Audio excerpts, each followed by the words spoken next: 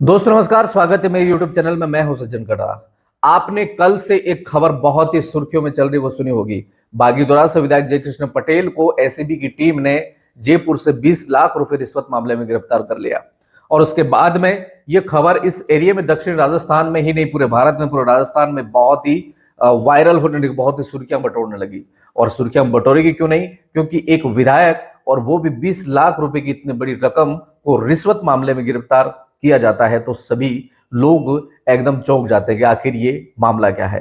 इस मामले को लेकर के सभी लोग जो उनके चाहने वाले, भारत आदिवासी पार्टी के चाहने वाले, क्योंकि भारत आदिवासी पार्टी इसलिए भी ज्यादा सुर्खियों में है, इसलिए भी ये विधायक ज्यादा सुर्खियों में है कि भारत आदिवासी पार्टी दक्षिण राजस्थान की बहुत ही तेज गति से ग्रोथ करने वाली पार्टी है। और उस पार्टी के 5 विधायक और एक सांसद भी है। और इसी पार्टी को अभी ही हाल ही में राज्य पार्टी का दर्जा भी मिला था। और तब से, जब से ये पार्टी बहुत ज्यादा सुर्खियों में है, ये विधायक वगैरह, जब अभी आपको ये भी पता होगा कि बागीदोरा से विधायक महेंद्र सिंह मालविया का विधानसभा क्षेत्र है, जो कि बहुत ही बड़े कद्दावर नेता माने जाते हैं। और जैसे ही मामला सामने आता है कि लोगों के दिमाग में ये बात आती है कि आखिर ये रिश्वत का मामला है क्या, क्यों 20 लाख रुपए की रिश्वत विधायक ने मांगी, और आखिर विधायक को 20 लाख रुपए की रिश्वत देने वाला आदमी है कौन। ये सारी चीजें चलने लगी, उनके चाहने वाले कई सारी बातें करने लगे। जैसे इस बात का पता चलता है, एसीबी के डीजी रवि प्रकाश मेहरा सर और उनकी टीम इस मामले को अंजाम देती है। एसीबी की टीम इस मामले को अंजाम देती है, जयपुर से उनको गिरफ्तार करती है। और जैसे गिरफ्तारी का मामला सामने आता और सोशल मीडिया पर ये चीजें चलती है कि 20 लाख रुपए, उनका जो गनमैन है, पीएसओ हो, वो 20 लाख रुपए का बैग लेकर के फरार हो गया। 20 लाख रुपए गनमैन लेके फरार हो गया, ये बातें चलती। फिर जैसे 5:30 बजे प्रेस वार्ता एसीबी मुख्यालय जयपुर से होती है, तो डीजी सर बताते हैं कि गनमैन तो उनके साथ ही है, विधायक जी को गिरफ्तार कर लिया है, लेकिन 20 लाख रुपए और कोई व्यक्ति विधायक का परिचित लेकर के चला गया, फरार चल रहा, संदिग्ध व्यक्ति फरार चल रहा है, इसका अभी तक कोई पता नहीं लगा। जैसे ही पता चलता है कि 20 लाख रुपए रिश्वत के मामले में उनको गिरफ्तार किया जाता है, तो जो डीजी रवि प्रकाश मेहरा सर पत्रकारों से बात करते हुए पत्रकारों के सवाल पर कहते हैं कि ये जो है टोडा भीम करौली का एक विधायक प्रत्याशी का पुत्र नरेंद्र मीणा है, जो माइंस का संचालक है। और माइंस के संचालन के लिए वो कोई सवाल विधानसभा में कुछ प्रश्न लगते हैं, उन प्रश्नों को हटाने के एवज में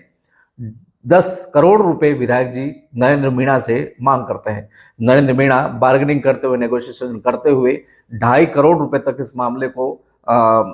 तय करते हैं। और फिर वही चीज, 2.5 करोड़ का मामला जैसे भी होता है, तो वो एसीबी से संपर्क करते हैं और एसीबी को इस मामले की बात बताते हैं और इसी घटना को अंजाम देते हैं। 20 लाख रुपए को रिश्वत लेते हुए एसीबी को बताते हैं और 20 लाख रुपए रिश्वत लेते हुए पकड़वाने की बात होती है।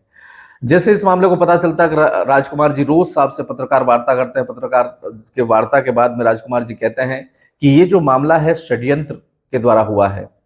राजकुमार जी कहते हैं कि ये तमाम पार्टियां, जो हमारी पार्टी जो है, बहुत ही कम समय में ग्रोथ कर रही है, तो इसी मामले को लेकर के, इसी चीज को लेकर के जो वर्तमान सरकार है और कांग्रेस है, ये सरकारें जो है हमारी पार्टी को बढ़ता हुआ देख ये जो हमारी जो सफलता है पचा नहीं पा रही, और वो षड्यंत्र करके हमारे विधायक को फंसाया जा रहा है। और वो ये भी कहते हैं कि अगर वास्तव में विधायक ने इस मामले को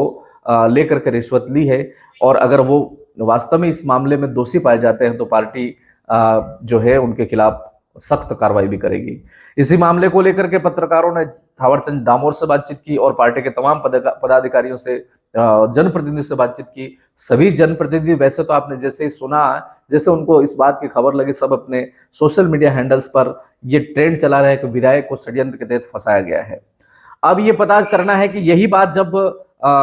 डीजी साहब से सवाल किया गया कि भाई ये मामला क्या ट्रेप माना जाएगा, तो उन्होंने कहा कि बिल्कुल, क्योंकि केस तो उनके हाथ से बरामद नहीं हुआ है, और नहीं उनकी गाड़ी से और नहीं उनके कमरे से बरामद हुआ है, लेकिन फिर भी ये कह रहे हैं कि हमारे पास में जो सबूत जितने चाहिए वो हमारे पास में पर्याप्त है। हमारे पास में ऑडियो है, वीडियो है, नोट काउंट करते हुए वीडियो है, और नोटों की बात जो डील हुई वो भी उनके पास में ऑडियो वीडियो है, और 1 लाख रुपए पहले दे चुके हैं, ये भी बात हमारे पास में बिल्कुल पुख्ता इस बात के सबूत है। तो इसको केस हालांकि बरामद नहीं हुआ, लेकिन फिर भी क्योंकि उनके केस को काउंट करते हुए हाथों को धुलवाया, तो वो जो नोटों के कलर है वही कलर उनके हाथों से निकले, इसलिए डीजी साहब का कहना है कि इसको ट्रेप ही माना जाए। अब सवाल ये उठता है कि, और इस बात का संदेह ये भी है और ये भी दिलचस्प बात ये है कि विधायक जी का जो विधानसभा क्षेत्र है बागीदोरा है, और जहां का ये मामला है, जहां के विधानसभा में प्रश्न उठे थे और वो जो प्रश्न हटाने की बात है वो है करीबन 600 किलोमीटर दूर टोडा बेम करौली। और ये भी बताया जा रहा है कि घनश्याम महर जो वर्तमान विधायक है, कांग्रेस के विधायक हैं, वो विधान जो एक अखबार का आर्टिकल छपा है उसमें ये लिखा गया है कि विधानसभा बागीदोरा के विधायक जयकृष्ण पटेल जी का कहना है कि वो घनश्याम महर जी जो वर्तमान विधायक टोडा बेम करौली के, वो विधायक जी इनको ब्लैकमेल कर रहे थे और उन्होंने ही इस तरह के सवाल लगाने और सवाल हटाने को लेकर के मुझे कहा गया था, क्योंकि घनश्याम महर जो वर्तमान विधायक है और जिनकी माइन से जिनकी ये कंपनियां हैं वो भाजपा से विधायक प्रत्याशी रहे हैं, और ये जो नरेंद्र मीणा परिवादी बताए जा रहे हैं ये विधायक प्रत्याशी के सुपुत्र हैं और वो ये माइंस के कारोबारी भी हैं। तो उस लीज को हटाने को लेकर के, लीज लगाने को लेकर के ये 2.5 करोड़ की रकम की रिश्वत फाइनल हुई थी और 20 लाख रुपए की इतनी मोटी रकम का रिश्वत का मामला सामने आया है। हमने इसी बात को लेकर के भारत आदिवासी पार्टी के राजस्थान के प्रदेश अध्यक्ष रमेश जी मेड़ा से बातचीत की कि आपकी पार्टी के विधायक इस तरह की रिश्वत लेते हुए पकड़े गए हैं और ये पूरा मामला सुर्खियों में चल रहा है, आप क्या कहना चाहोगे? तो उन्होंने भी यही कहा कि हमारे जो पार्टी के विधायक, हमारी जो पार्टी है दलितों, शोषितों, वंचितों और तमाम दबे कुचले लोगों की आवाज बनती है और हमारे विधायक भी हर प्रकार की आवाज को सदन में उठाते हैं। इस आवाज को उठाने, बेबाकी से बोलने को लेकर के हमारी पार्टी काफी सुर्खियों में, हमारे विधायक सुर्खियों में है। तो हमारी पार्टी के ग्रोथ को देख करके ये जो पार्टियां हैं, राष्ट्रीय पार्टियां, ये सब मिल करके हमारे विधायक को फंसाना चाह रही है। और अगर उनका भी ये कहना है कि और अगर विधायक जो सही में दोषी पाए जाते हैं तो उनके खिलाफ भी सख्त कार्रवाई होगी। इसी बात को लेकर आरएलपी के सांसद हनुमान जी बेनीवाल साहब से पत्रकारों ने वार्ता की तो उन्होंने भी कहा कि क्योंकि राजकुमार रोध आदिवासियों की, दलितों की, पिछड़ों की आवाज बनते हैं, बहुत ही अच्छे से मेहनत करते हैं और उनकी पार्टियां जो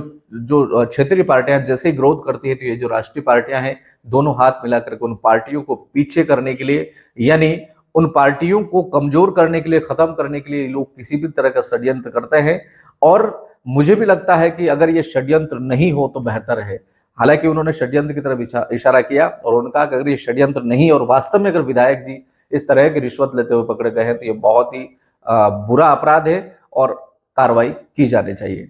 तो आप सबने देखा कल से मामला बहुत सुर्खियों में चल रहा है। इसी मामलों को लेकर के हमने भी बातचीत की प्रदेश अध्यक्ष जी से। उनका ये कहना है कि ये साजिश है, षड्यंत्र है, लेकिन अभी पूछताछ चल रही है कि आखिर में वास्तव में क्या मामला है, कौन दोषी है, क्या विधायक ने सही में इस तरह से पैसों की डिमांड की थी और सही में विधायक जी दोषी है। जो षड्यंत्र की बात की जा रही है क्या वो षड्यंत्र है? सारी चीजें बहुत ही जल्दी एसबी बहुत अच्छे से कार्रवाई करेगी और पूछताछ करेगी कि वास्तव में ये मामला है क्या। और इधर से भारत आदिवासी पार्टी के तमाम शीर्ष नेतृत्व है, उनकी कार्यकारिणी, उनकी जो टीम है वो गठित की जाएगी और वो भी कह रहे हैं कि हम इस पूरे मामले को अच्छे से छानबीन करेंगे, उसके बाद में पता लगाएंगे कि वास्तव में सही है या गलत है। अगर हमारे विधायक दोषी है तो उनके खिलाफ पार्टी के जो संविधान है, पार्टी के जो नियम है उनके अनुसार कार्रवाई की जाएगी। फिलहाल यही मामला सुर्खियों में, आप सब लोग हमारे साथ बने रहे कि आखिर में क्या होता है विधायक जी के साथ में, क्या वो वास्तव में साजिश के तहत फंसाए गए हैं या फिर उन्होंने रिश्वत की डिमांड की है। हालांकि एसीबी ने इस बात को डिक्लेयर किया है कि ये ट्रेप ही है, रिश्वत का मामला है, क्योंकि केस बरामद उनके पास में नहीं हुआ है, लेकिन इसको ट्रेप ही माना जाए। इन सारी बातों को लेकर के आप सब क्या विचार रखते हैं कमेंट बॉक्स में जरूर लिखें और मेरे चैनल पर नए हैं, सज्जन कटारा चैनल पर नए हैं तो चैनल को सब्सक्राइब जरूर करें, फॉलो करें और शेयर भी करें। और आप विचार क्या